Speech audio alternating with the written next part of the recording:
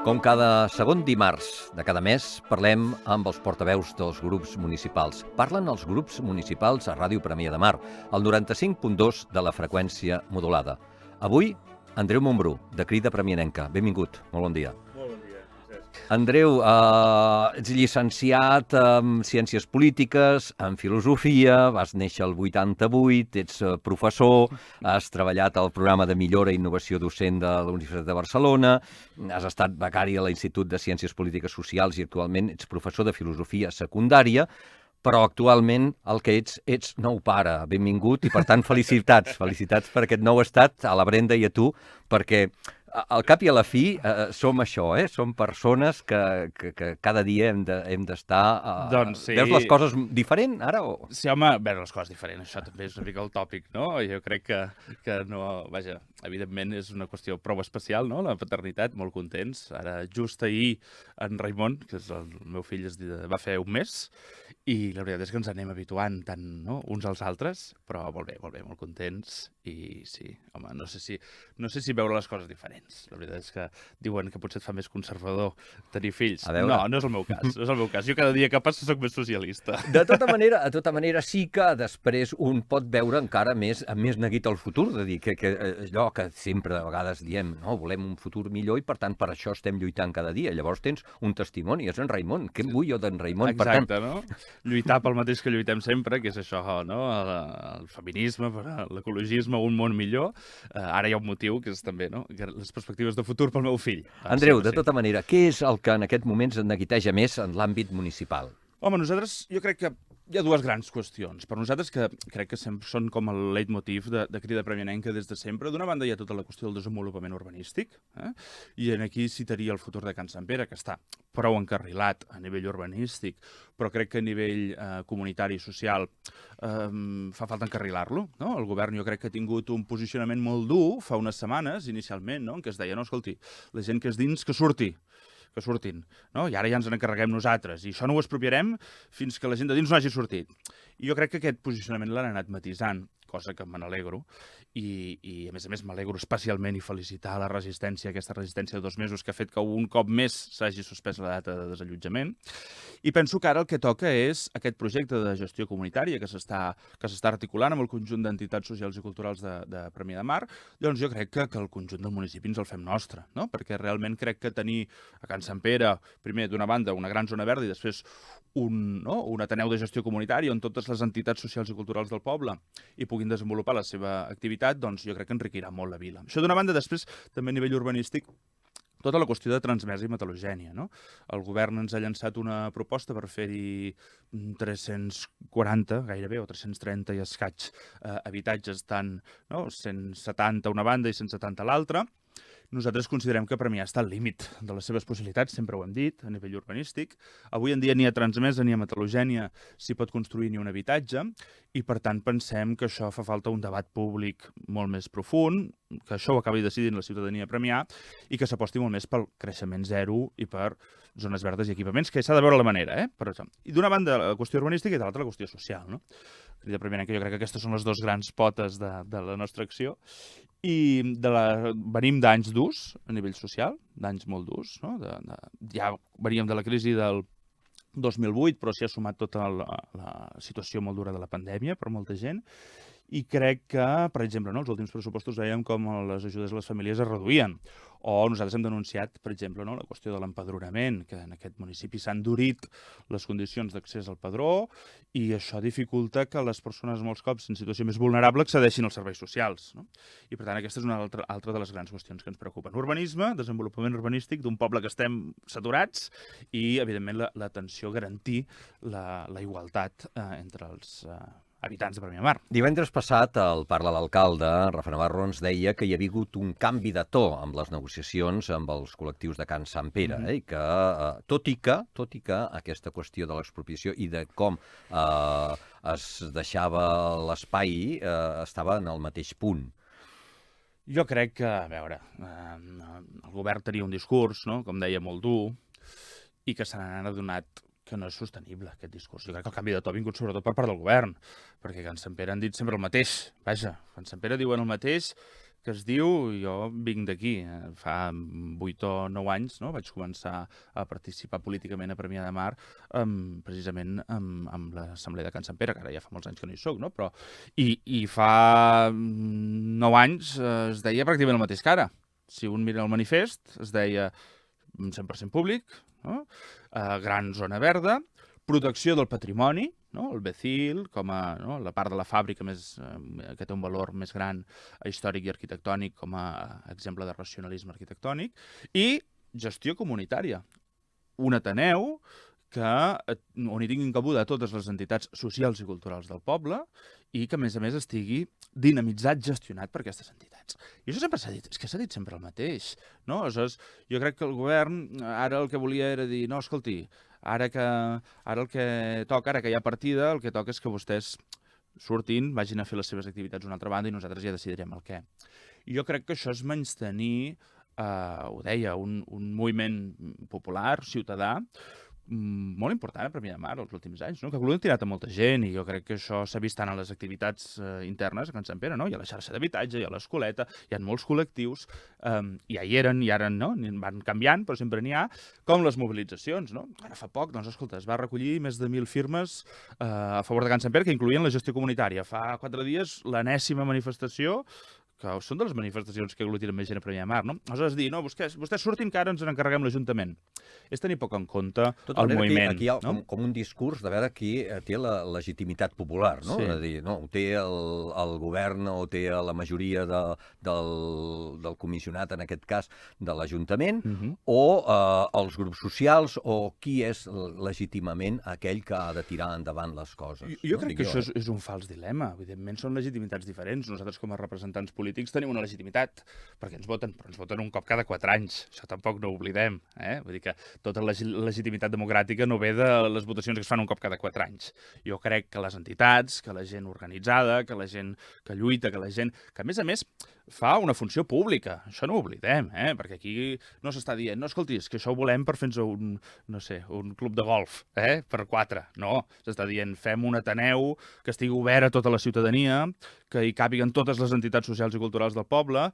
Jo crec que aquí hi ha una legitimitat, també, no? I que no són incompatibles. Nosaltres sempre hem defensat la participació ciutadana, nosaltres sempre hem defensat que no n'hi ha prou que les institucions, diguéssim, representatives, que l'Ajuntament, que tenen un pes, tenen una importància, i per això hi som, però que la gent organitzada també tenen una legitimitat. Jo crec que tant per la funció que s'ha desenvolupat a Can Sant Pere com per la mobilització hi ha una legitimitat. I, per tant, ara és qüestió de, nosaltres pensem, d'expropiar ja. No esperem més. És que què més hem d'esperar perquè s'expropiï? Ara ja hi ha la partida, ja hi ha les condicions.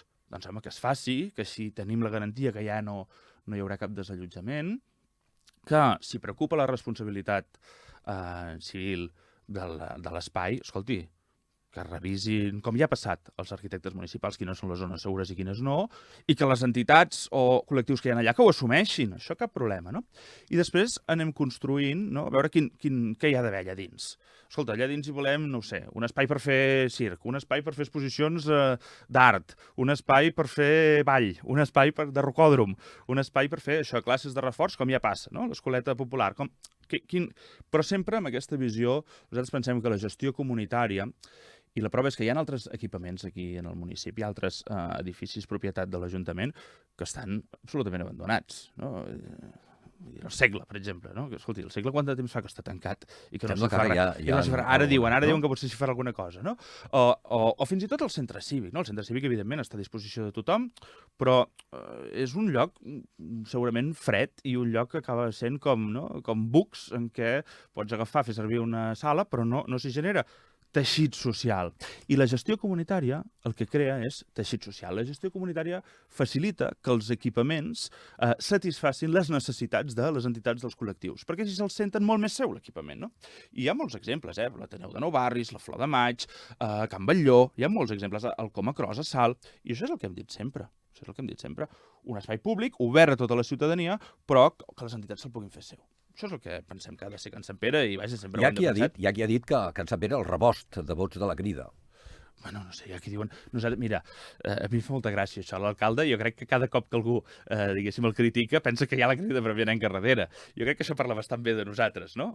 Perquè vol dir que sempre no ens hem centrat només en la institució, sinó que la gent de Crida Premianenca participa a moltes bandes, no? I això és veritat, nosaltres sempre hem dit un peu al carrer i un peu a la institució. I, per tant, tota la gent que conforma Crida Premianenca com a moviment està en moltes bandes. Ara bé, dir que Can Sant Pere, que jo què sé, que Premià Cull, que qualsevol plataforma que hi ha en defensa d'un urbanisme, no? Més que privi qualsevol procés especulatiu. La plataforma en defensa del litoral, la defensa de l'escola pública, sempre és Crida Premianenca. Jo crec que això és menystenir molta gent que participa d'aquests espais i que, evidentment, no és de Crida Premianenca. I, a més, la gent de Crida Premianenca, escolti, nosaltres no tenim disciplina de partit, segurament, no? A vegades funcionem molt més com un moviment que com a un partit, i, per tant, la gent de Crida Premianenca fa moltes coses que no responen a Crida Premianenca, no?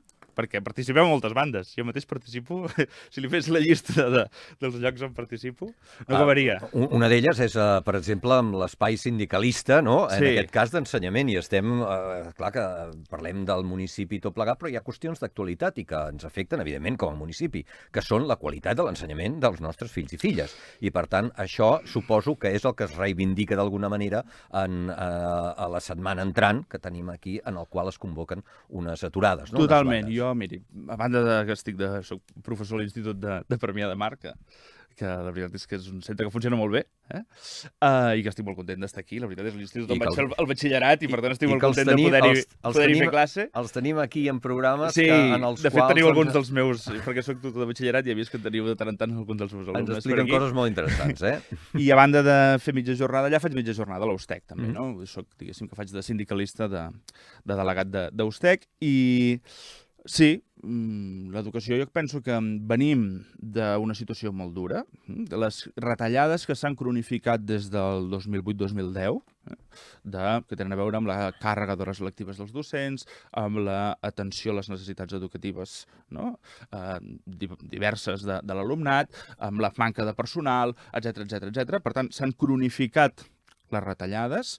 Si ha sumat això la duresa del temps de la pandèmia, no? en què s'ha hagut de fer un sobreesforç per a classes online, un sobreesforç per fer classes amb totes les mesures sanitàries hagudes i per haver, no? Amb classes amb mascareta, tothom separat, reinventar-se, fer nous materials, atendre molts cops les dificultats de l'alumnat. Evidentment, la pandèmia, molts cops parlem de salut mental, això s'ha vist també en els centres i ha hagut de fer front als docents, no? Per tant, retallades cronificades, duresa de la pandèmia, i ara resulta que el departament encara vol, no, imposar, sense diàleg, perquè això ho ha reconegut el mateix conseller, imposar diverses reformes que nosaltres, el conjunt dels sindicats, tots els sindicats, entenem que no van a la bona direcció, no? I, per tant, jo crec que s'ha arribat a això, la gota que fa vessar el got, dèiem, els sindicats, i, per tant, aquest març tenim fins a 6 jornades de vaga per endavant.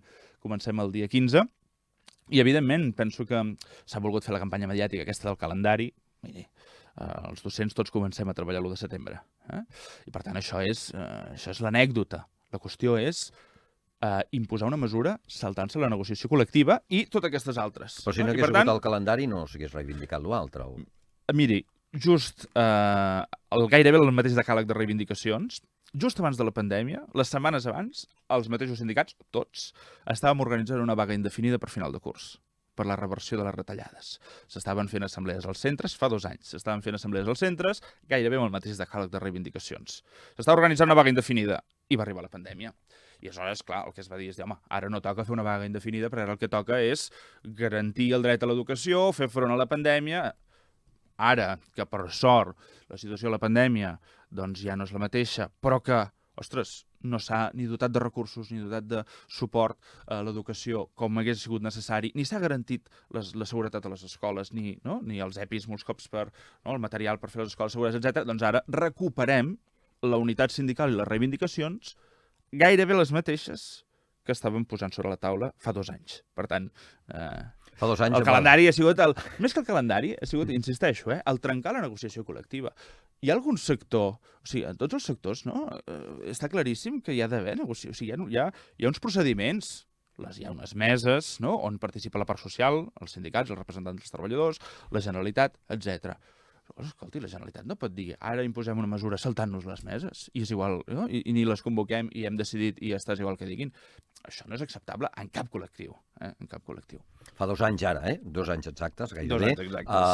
El conseller Bargalló va dir demà no anirem a classe. Qui va començar tot? Ho va anunciar el conseller. Sí, va ser un dia per l'altre. Avui veia algun tuit que recuperava l'anunci de fa 2 anys de tanquem les escoles. I mirem ha sigut dur aquest temps. Les escoles i a partir d'aquí tot l'altre, perquè ha comportat molts sectors han patit molt importants i tot plegat, i el recordem a vostè reivindicant la mascareta transparent en el seu moment, perquè esclar, és que havíem d'anar trobant al llarg de tot aquest temps de manera del dia a dia, de veure què ens passava. Precisament per això, ostres, venim d'aquí d'un sobreesforç, que molts docents jo crec que han carregat amb un gran sobreesforç, i, ostres, en comptes de dir, doncs seiem i anem a veure de quina manera podem dotar de recursos, de més personal, de facilitats, l'educació pública per garantir la seva qualitat, en comptes d'això, endurim condicions laborals, tirem endavant un currículum sense consensuar-lo amb la comunitat educativa,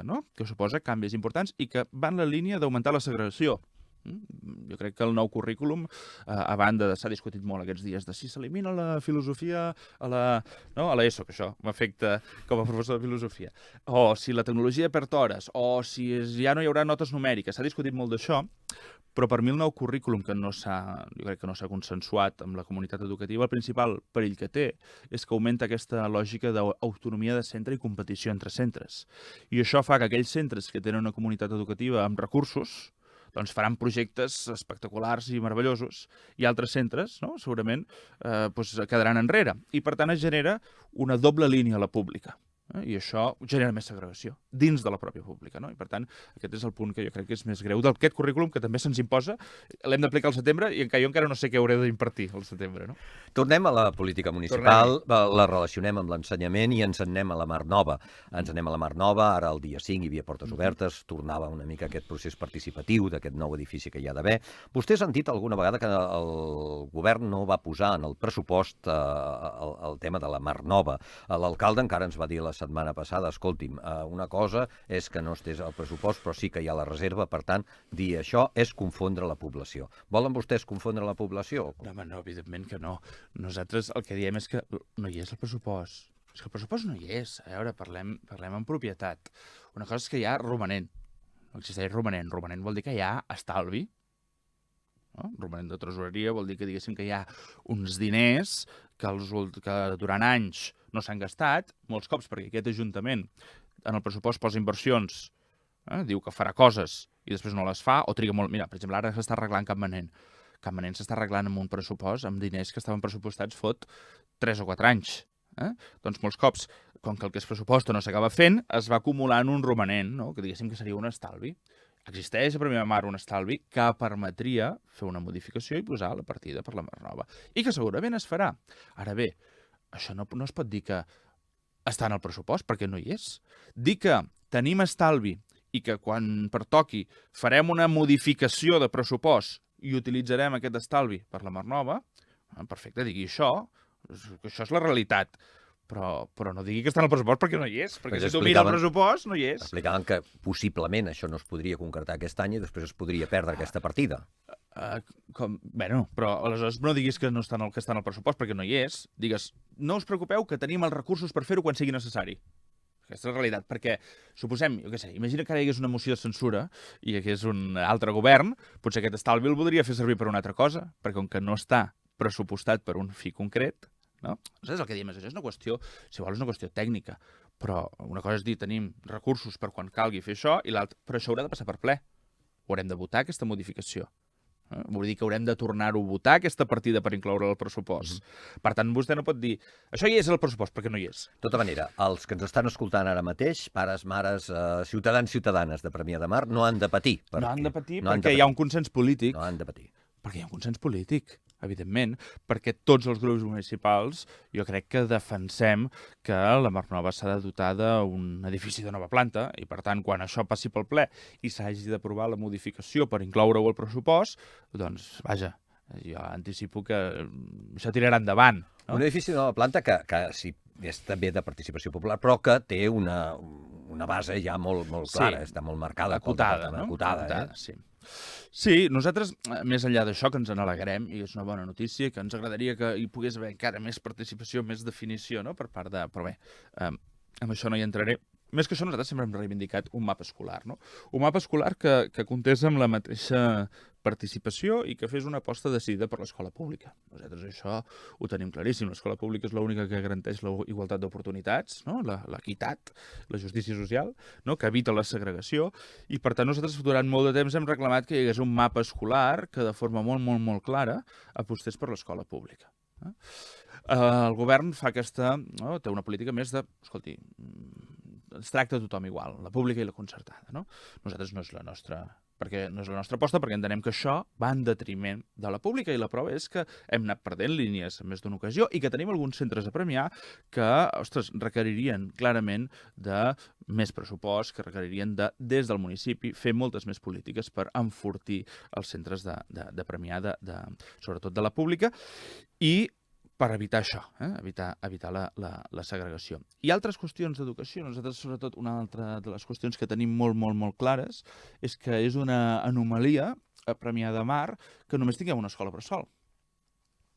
O sigui, Premià de Dalt, que són una tercera part dels habitants, en tenen dues, no? I, en canvi, aquí, que són 30.000 habitants, i l'altre dia quan em van felicitar en el ple per la paternitat ja ho vaig dir, dic, miri, no em felicitin tant i facin més places d'escola bressol, no? Doncs a Premià de Mar, que som 30.000 habitants, és una anomalia només tenir una escola bressol, no? I per tant, si parlem d'educació, nosaltres hem presentat en el ple i tornarem, perquè som una cosa que som pesats, encara que a vegades no ens fan massa cas, però som persistents, insistint que ens cal, a Premià de Mar, cal dotar-se d'una segona escola bressol. Fa uns mesos... Però això no hauria de ser per tots els municipis en funció dels seus habitants, igual que poden ser les altres. O sigui, que passéssim a que això fos obligatori. Per tant, ja no fos simplement que cada ajuntament, més o menys voluntat, anés tirant i anés fent. En tenim dos perquè hem apretat, o hauríem de tenir una cosa que hi tinguéssim dret, d'alguna manera. Totalment d'acord que l'educació 0-3 hauria de ser universal, gratuïta, de qualitat, laica, coeducadora, etc. Si no, diríem, el poble que s'ho pot permetre tenen una millor... Sí, però Premià de Mar ens ho podem permetre. El que passa és que no ha sigut una prioritat política. No? Vull dir, Premià de Mar ens haguéssim pogut permetre clarament tenir dues escoles bressol, però no hi ha hagut la prioritat política dels que han governat fins ara. La justícia social seria que gairebé això fos accessible, no independentment del poble que vivim, Totalment, però això no és així. Si parlem de la resta d'escoles sí que podem dir, escolti, és que potser l'Ajuntament no té la competència, encara que pot fer moltes coses, però l'Ajuntament no té totes les competències d'educació de primària i secundària.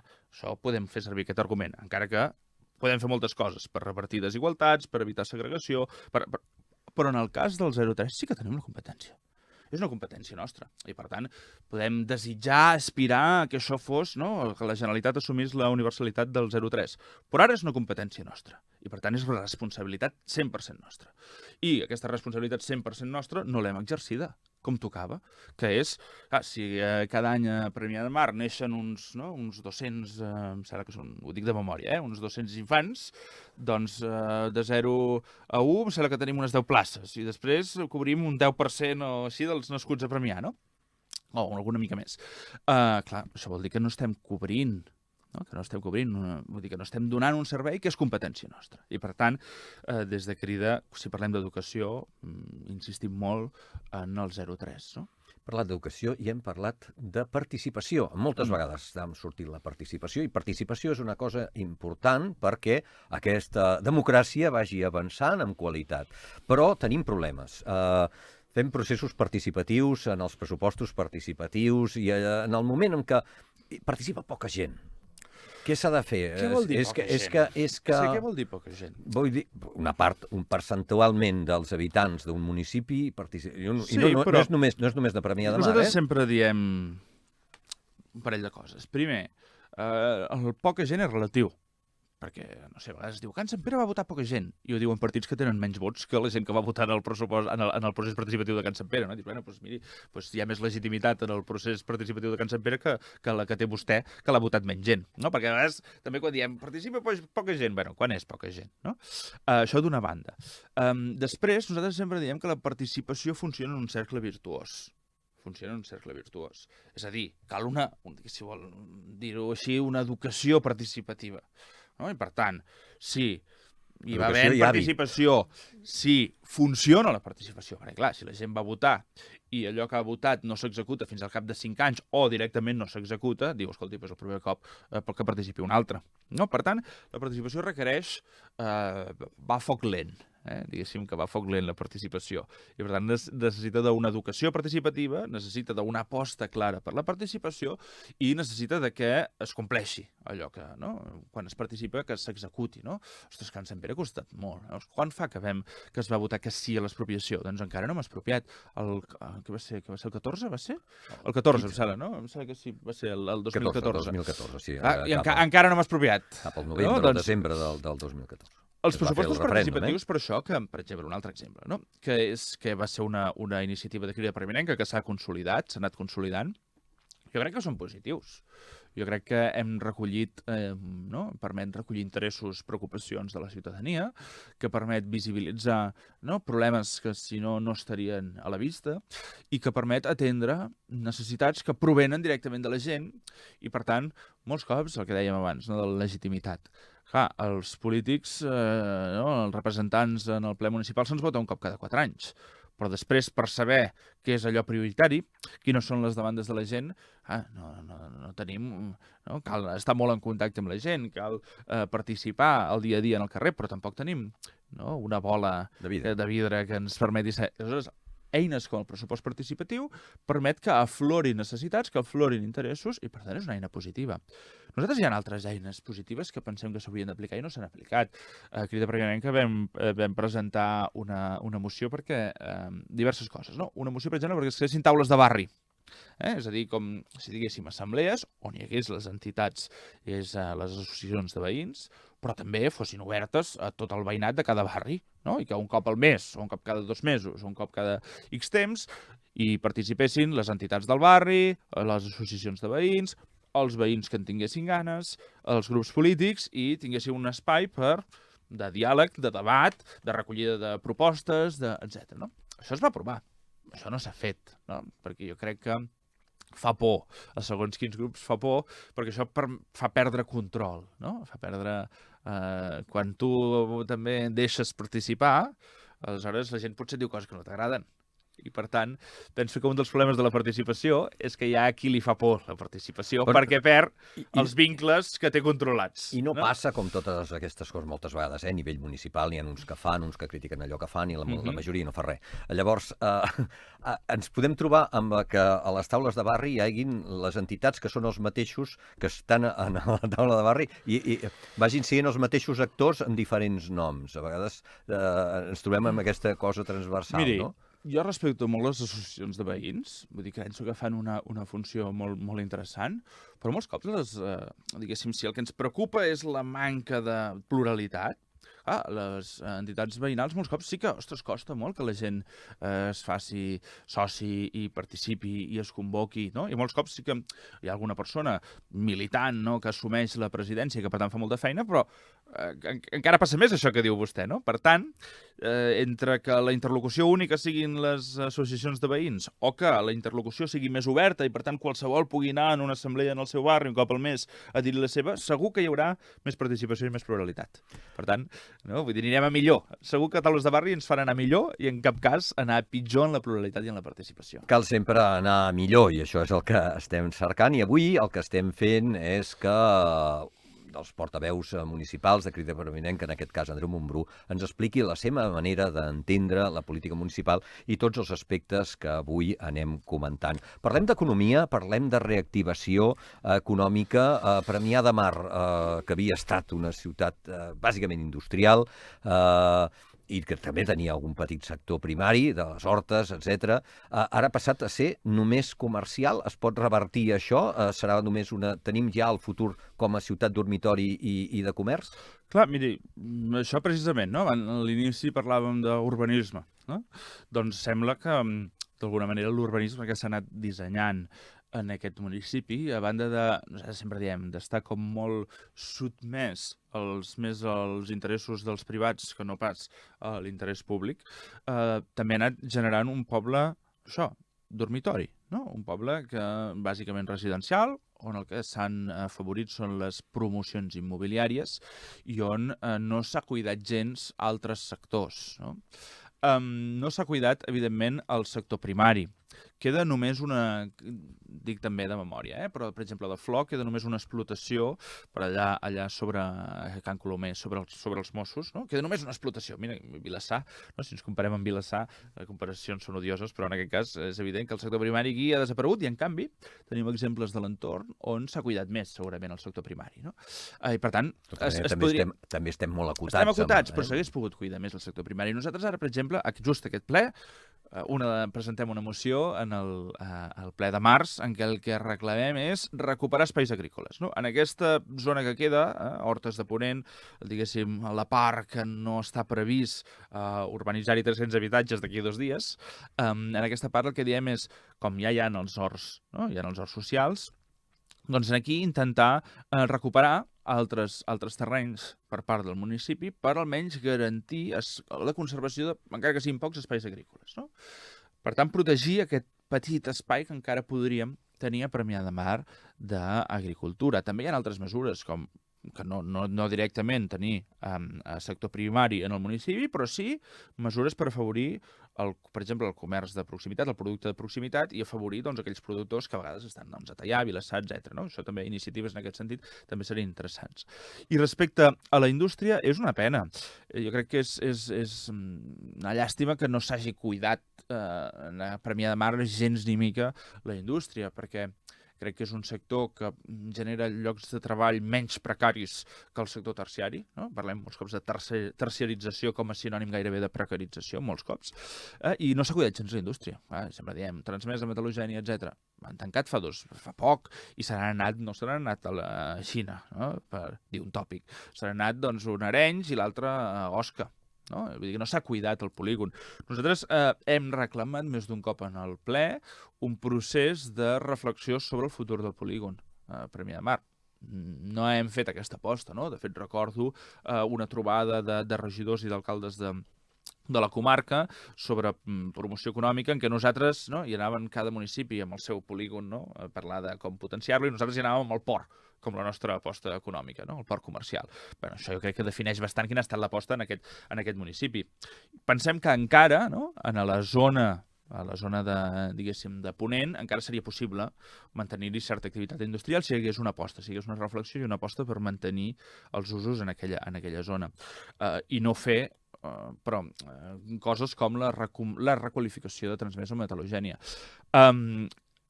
Per exemple, tampoc l'activitat terciària sembla que sigui, no? Segons quina activitat, tampoc sembla que sigui especialment interessant, perquè Metal·logènia està previst usos terciaris i ara es vol convertir en habitatge, no? Per tant, és que ni tan sols allò terciari. I s'ha fet aquesta aposta pel port. Nosaltres també considerem que l'aposta per centre comercial afableix el petit comerç, no? Per tant, amb tot això, què fer? Nosaltres, tenint en compte la situació que hi ha, pensem que cal fer una reflexió, un debat públic sobre la possibilitat dels usos industrials en el polígon que ens queda, per intentar almenys conservar una part d'usos industrials, intentant apostar, evidentment, per indústria no contaminant, verda, diguéssim. Fer també una aposta per recuperar les petites zones que encara sigui possible sector primari, tenir horts urbans, per exemple, no? Producció agrícola de proximitat, i el comerç apostar sempre pel petit i mitjà comerç. Més que no tant per la... Però què faríem? 10 primari, 20 secundari i el 70 terciari? Parlar de percentatge és molt complicat, no? Però sí evitar que Premià de Mar es converteixi en una ciutat dormitori, no? On la gent aquí ve no hi fa vida, on no tenim teixit, i la gent se'n va treballar a Barcelona. Les dues propostes, tant de Transmesa com Metal·logènia, que insisteixo, avui en dia no s'hi pot construir ni un sol habitatge, les dues propostes que ens ha traslladat el govern van en aquesta línia. Van a la línia d'habitatge i ciutat dormitori, sense tenir en compte com això afectarà també en la xarxa d'equipaments. Abans parlàvem de participació. Una altra cosa que nosaltres hem portat en el ple és l'elaborar, no? El revisar el pla d'equipaments de forma participada. No? Pensar, escolti, quins edificis tenim sense utilitzar? Quines necessitats tenim d'equipaments? Quines possibilitats tenim? Pues a Can Sant Pere, a Can Roure, al Segle, aquests dies se'n parlava. Escolti, decidim-ho de forma participada. Quins equipaments necessitem? Necessitem convertir alguns en habitatge social, de lloguer social o dotacional. Necessitem convertir alguns d'aquests equipaments en què? On volem posar la casa de la dona? Què en volem fer del gas? Què en volem fer de l'antic ajuntament? Què en volem fer de Can Roure? Què hi farem a Can Sant Pere? Què s'hi pot fer a Transmesa i Metal·logènia? Si necessitem allà equipaments, què passa si... Clar, les Hortes de Ponent ja està aprovat i allà s'hi faran 300 habitatges. Si ara s'arribés a requalificar també Transmesa i Metal·logènia, estaríem parlant de més d'uns 650 habitatges. Això és molta població, això és un augment d'un 5 o un 10% de la població de Premià de Mar, sense que vagi acompanyat d'un reforçar els equipaments, no? Si no tenim prou places d'escola bressol per la gent que ja som, imagina't si augmentem un 5 o un 10% la població de Premià de Mar, no? Per tant, el que diem és no requalifiquem, obrim un debat públic, pensem també, no, per exemple, el pla d'equipaments de forma participada, quines necessitats tenim i quines possibilitats tenim, i treballem amb molta més participació. Molta més participació. Participació i també vivenda social, perquè també hi ha qui diu, d'acord, però jo vull viure a Premià de Mar i no tinc un pis, no tinc una oportunitat, o no hi ha aquesta vivenda social que n'estem força mancats també. Sí, l'habitatge és una qüestió també de les que nosaltres hem treballat moltíssim, no? Que n'hem fet bandera. Hi ha moltes propostes que hem presentat i que pensem que no s'han tirat prou endavant. D'entrada dir que la problemàtica de l'habitatge no la resoldrem a Premià de Mar. La problemàtica de la manca de places d'escola bressol sí que la podríem resoldre, però la problemàtica de l'accés a l'habitatge no és una qüestió de Premià de Mar, no? Vèiem com ara s'anul·lava part de la llei catalana d'habitatge just aquests dies, no? Que intentava regular els preus de lloguer, que intentava fer més accessible l'habitatge. Per tant, és una qüestió tot i que s'aprovava estatal. La llei estatal s'ha aprovat. És una qüestió que depèn d'altres institucions, que depèn de molts factors. Però sí que podem fer més coses a nivell municipal. Nosaltres sempre hem dit l'opció d'augmentar l'oferta, que diuen alguns grups, no resol res. Aquest és el que deia l'Aznar als anys 2000. Deia, fem que tots els solars siguin edificables, així es faran molts habitatges i així baixarà el preu. Què va passar? La bombolla. Per tant, l'augment de l'oferta és una cosa que no funciona i està absolutament comprovat. Què és el que cal? Habitatge públic. Habitatge públic. A Premià de Mar és complicat, però tenim opcions. Per exemple, ara desproviarem Can Sant Pere, hi ha un 10% en què podríem destinar-lo a l'habitatge públic, per posar un exemple. Però hi ha altres mesures. Nosaltres, per exemple, vam presentar una moció que es va aprovar per promoure la masoveria urbana. Això ha quedat un calaix. Si va al web municipal hi ha allà un apartat, però ha quedat en això, en un apartat del web municipal sense cap acció. Nosaltres hem demanat també la regulació dels habitatges turístics. Es va aprovar limitar els espais on es poden implementar habitatges turístics a Premià de Mar, però també hem demanat que es fes una ordenança que digués, i com s'obté la llicència? Es fa inspecció de que es compleixi, com es sanciona? I això no s'ha fet, no? Per tant, regular l'habitatge turístic, també. I després intentar obtenir habitatge públic de les formes, amb diverses formes. Tenim a prop de 300 habitatges de grans tenidors a Premià de Mar, tenim l'eina del tempteig i retracte, tenim la possibilitat de conversió d'alguns edificis municipals en habitatge d'emergència, en habitatge de lloguer social o dotacional. Per tant, podem explorar moltes coses. I el que està clar és que en aquest municipi tampoc ha sigut una prioritat les polítiques d'habitatge. Quan nosaltres vam entrar a l'Ajuntament fa 10 anys ja, més de 10 anys, Crida Premianenca, és que directament el govern municipal, amb els mateixos partits que hi ha avui en dia, havia relegat les competències d'habitatge. Vull dir, escolti, nosaltres no farem res d'habitatge. Això després es va recuperar, però no s'ha fet, no s'ha apostat. La prova és, teníem un pla local d'habitatge, l'anterior, si un el revisa, pràcticament no s'ha fet cap de les mesures allà previstes. Ara representa que estem fent un pla local d'habitatge, escolti, no sé quan no? Fa no sé quan que l'estem elaborant i no hi ha manera, no? Sí que s'ha millorat, s'ha millorat perquè ara hi ha més recursos tècnics, no? I agraïm, evidentment, la feina de les tècniques d'habitatge. S'ha fet alguna cosa, com l'espai del carrer Unió, que valorem positivament, però crec que no es fa prou, no? Una altra de les mesures que serien necessàries i que hem demanat més d'un cop és que hi hagués dins de l'Ajuntament, multidisciplinar, no? Depenent de serveis socials, però multidisciplinar, un equip que treballés en les situacions de pèrdua d'habitatge, per execucions hipotecàries, etc. Altres municipis tenen aquest tipus d'equip que quan detecta una situació de vulnerabilitat d'algú que està a punt de perdre casa seva per impagament d'hipoteca, per impagament de lloguer, doncs, escolti, intenta moure i fer tot el possible per frenar aquesta situació, per buscar una alternativa habitacional, etc. Tampoc tenim aquests equips, no? A Barcelona funciona el que es diu el CIFO, no? Que va en aquesta línia. Es poden fer coses, podríem fer més coses de les que es fan avui en dia. Es poden fer coses, vostès, ara parlàvem del port, vostès van estar en contra del que s'estava fent al port, d'aquest centre comercial. Ja ha passat un temps, es retracten d'això o continuen? No, evidentment, nosaltres pensem que no és el model comercial que ens interessa per Premià de Mar. Un model de centre comercial, de gran superfície. Nosaltres no és mai el model de comerç que pensem que s'hauria de mimar, no? De cuidar més el comerç petit en el centre i no tant apostar per una superfície comercial. Sí que pensàvem que, evidentment, s'havia d'adequar l'espai del port, s'havia d'adequar l'espai del passeig, s'ha de cuidar la façana litoral. Nosaltres estem en contra, per exemple, de la creació de platges artificials perquè entenem que és una agressió en el medi ambient, no? Això de dragar, no? Ara volem posar espigons i dragar gairebé 1 milió de metres cúbics per fer platges artificials. Nosaltres ens oposem a aquesta agressió en el medi ambient en la façana litoral. A la proposta del Ministeri. A la proposta del Ministeri, però respecte al port comercial, aquest centre comercial flotant, nosaltres també hi estàvem en contra, no? Vull dir, de fet, miri quina és la dinàmica en el litoral. No? Resulta que tenim una llei de costes que el que fa és dir, no, el que hem d'anar fent és retirar edificis a primera línia i aquí fotem un centre comercial en el port, si em permet l'expressió, no? Jo crec que anem en contra del signe dels temps. S'havia d'adequar? Sí. La manera un centre comercial amb gran superfície? No, nosaltres pensàvem que no. Per què? Perquè afableix el petit i mitjà comerç del centre del municipi i, a més, perquè tampoc està tenint massa èxit.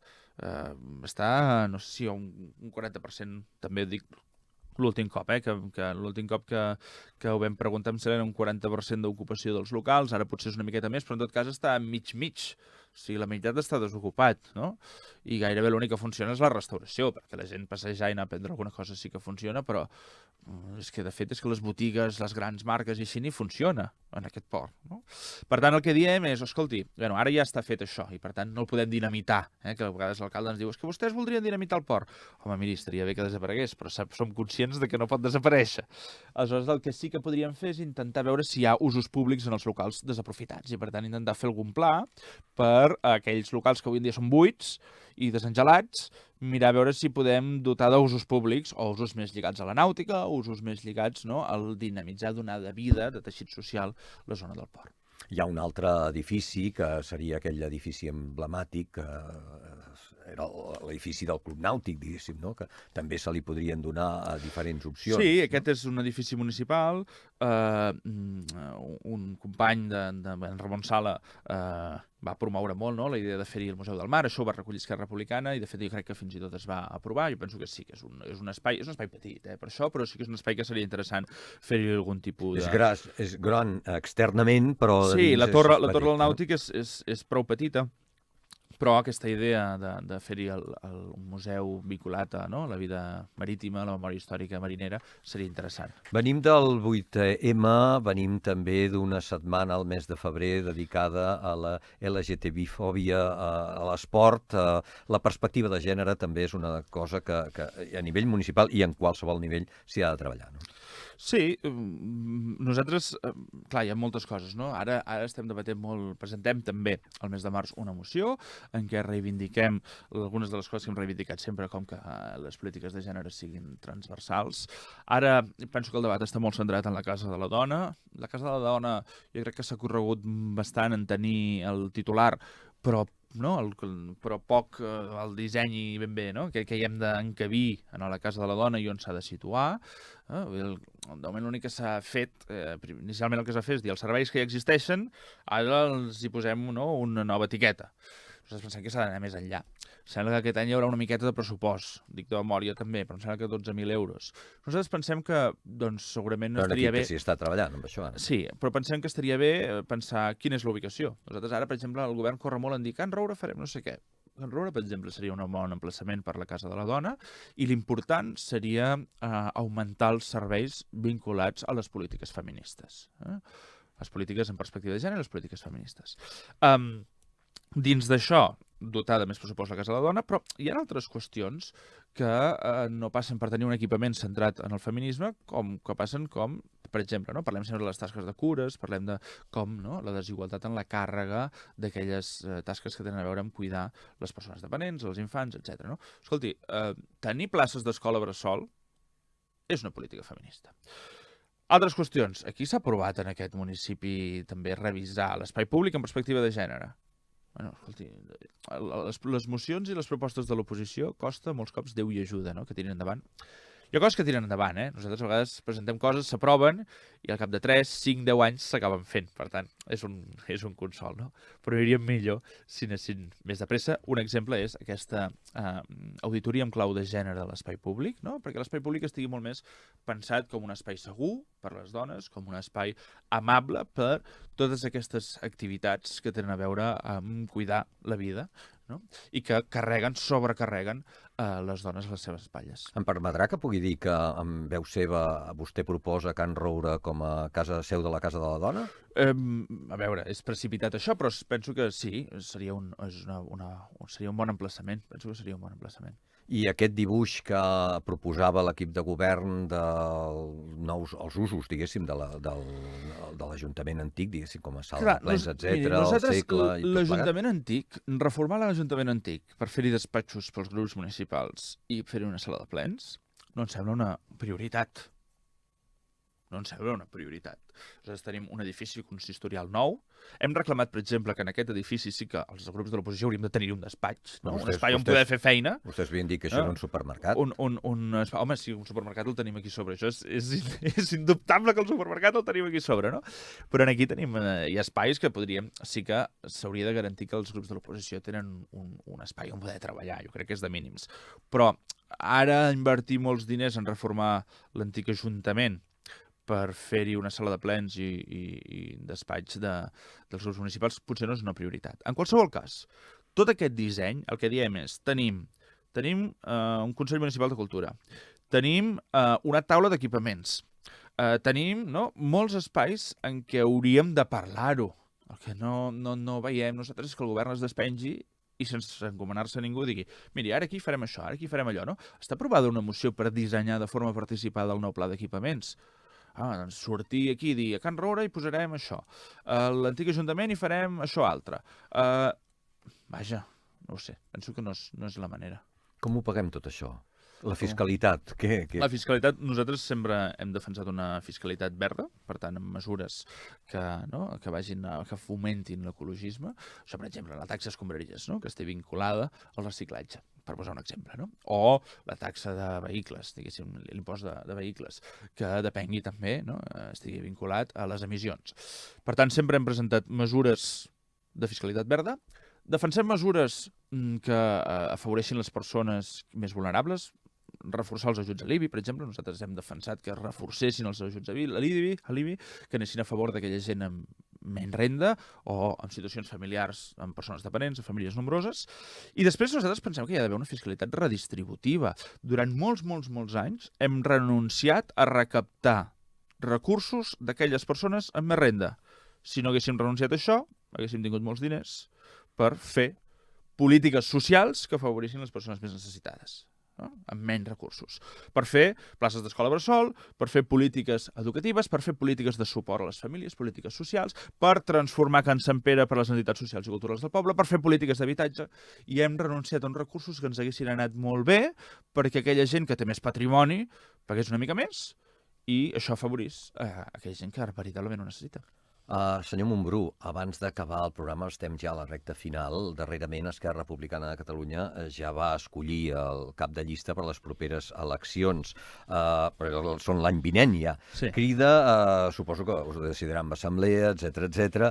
Vostè es presentarà com a candidat? Es postularà per tornar a encapçalar la llista de Crida Preeminenca? No, jo no seré el candidat de Crida Preeminenca d'aquí un any. Això és una cosa que està parlada i decidida en assemblea. I, per tant, a Crida obrirem un procés per decidir-ho, com sempre hem fet, amb la màxima participació. Penso que estem en un procés de renovació, no? Que Crida Preeminenca s'ha caracteritzat sempre per molt de relleu, perquè pensem que és important la participació de base i la participació en el front institucional, no? Aleshores, això ja fa temps que ho sap l'Assemblea, que jo no encapçalaré el 2023 la llista de Crida. Això no vol dir que seré a l'equip de Crida Preeminenca, no? Penso que Crida Preeminenca és un espai essencial perquè hi hagin fiscalització, hi hagin polítiques d'esquerres, no? Jo que és un pol de connexió entre els moviments socials, entre els sectors més d'esquerres, no? Que defensen la redistribució de la riquesa, el feminisme, l'ecologisme, no? En l'Ajuntament, i també perquè hi hagi un govern d'esquerres, un canvi a Premià de Mar, i per tant seré en l'equip de Crida Preeminenca, però no encapçalaré la llista. Perquè, primer, per motius personals, no? Abans ho dèiem, he sigut pare i parlem sempre de les tasques de cures i penso que és important poder-se dedicar a les cures i a la criança, que és una cosa que em ve molt de gust. Després, també perquè penso que és molt important aquest relleu, no? I aquí l'Ajuntament, ara que fa ja 5 anys que hi soc, jo veig que hi ha molta gent que hi és i a vegades penso que no hi són per convicció, no? Sinó que hi són per automatisme, per dinàmica, no? O fins i tot pel sou. Algú segurament hi és pel sou, no? I jo no voldria pas que m'acabés passant això, que estigués aquí no sé ben bé per què, no? Com un automatisme. I perquè penso que és molt positiu el relleu. Ara ha entrat la Marta Solà al grup municipal, que és una excel·lent regidora, i perquè penso que és important que hi hagi aquesta renovació dels equips i aquest nervi, aquest impuls. M'està dient que hi haurà una dona al capdavant de... Això ho decidirà l'Assemblea de Crida Preeminenca, ho decidirem el conjunt de gent que simpatitza, que milita a Crida Preeminenca. L'únic que li puc avançar és que jo no encapçalaré la llista. Això és l'únic que li puc avançar. Per tant, tenim ja aquesta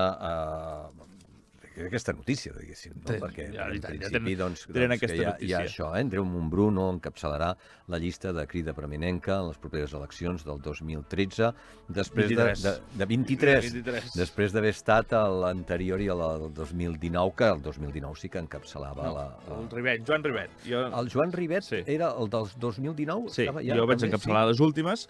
Insisteixo que tinc moltes ganes de mantenir-me en l'equip i que hi seré, però penso que també és bo aquest relleu, aquesta renovació. Tinc moltes ganes també de fer política de base, sindicalisme, en defensa de l'educació pública, en defensa d'un urbanisme, no? En contra de l'especulació, en defensa d'espais autogestionats. M'agrada, enyoro una mica la vida de militant de base, això també, i per tant amb Crida Preeminenca m'hi trobaran 100%, perquè és un espai necessari i perquè cal un canvi de govern a Premià de Mar, però no en el primer lloc de la llista. Andreu Montbrú, moltíssimes gràcies, ha estat un plaer. Moltes gràcies a vosaltres. Notícies en xarxa.